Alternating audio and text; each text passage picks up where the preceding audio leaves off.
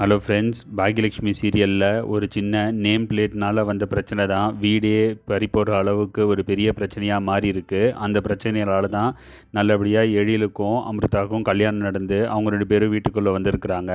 இந்த வீட்டுக்குள்ளே வந்ததுக்கப்புறம் பிரச்சனை என்னென்னா, இந்த பாட்டி அமிர்தா கிட்ட பேசவே மாட்டாங்க. எதுக்கு எடுத்தாலும் எரிஞ்சு விழுந்துட்டுருக்குறாங்க. சரி, இது நம்மளும் ஜெனிக்கு நடந்தது தானே, அதே மாதிரி இந்த ஒரு சுச்சுவேஷன்லேயும் சரியாயிடும்னு நினச்சி பார்த்துட்டு இருந்தா ரொம்ப கோபமாகவே போயிட்டுருக்குறாங்க. இதற்கு நடுவில் நிலா பாப்பா இந்த ஈஸ்வரி பாட்டி ஒரு கிஃப்ட் வாங்கி வச்சுருக்குறாங்க இவங்களோட கல்யாண நாளுக்காக. அந்த கிஃப்ட்டை எடுத்து உடைச்சிட்றா. அது தெரியாமல் உடைக்கிறாங்க. ஆனாலும் அந்த பாப்பா மேலே கோவம் வந்து அடிச்சிடுறாங்க இந்த பாட்டி. இதை பார்த்த நம்ம தாத்தா கோவம் வந்து பாட்டியை பதிலுக்கு அடிச்சிடுறாங்க. இதனால் வீட்டில் ஒரு பெரிய சண்டை நடக்குது. இதெல்லாம் தான் இந்த வாரத்தில் நடக்க போகிறது. பாக்யலக்ஷ்மி டைவர்ஸ் கையெழுத்து போடும்போது எந்த விதமான ஜீவனாம்சம் எதுவும் இல்லாமல் தான் கையெழுத்து போட்டாங்க. பட் ஆனால் அப்போ வீடு எல்லாமே இவங்க தான் இருந்தாங்க, அதனால் போட்டாங்க.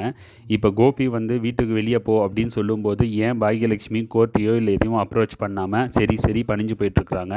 அது மட்டும் இல்லாமல் பாக்யலக்ஷ்மி பேரில் ஆல்ரெடி வீடு நிலம் எல்லாத்தையும் ஊரில் எழுதி வச்சுட்டார் அவங்க தாத்தா. அப்படி இருக்கும்போது அதெல்லாமே பாக்யலக்ஷ்மி சொத்து தானே, அதை எதுக்கு திருப்பியும் கோபி பேரில் எழுதி வைக்கணும்னு கேட்குறாங்க. அதுக்கு எதுக்கு பாக்யலக்ஷ்மி ஒத்துக்கிறாங்க. அது மட்டும் இல்லாமல் 20 லட்ச ரூபாய் எக்ஸ்ட்ராவாக வேற கொடுக்கணும்னு சொல்கிறாங்க.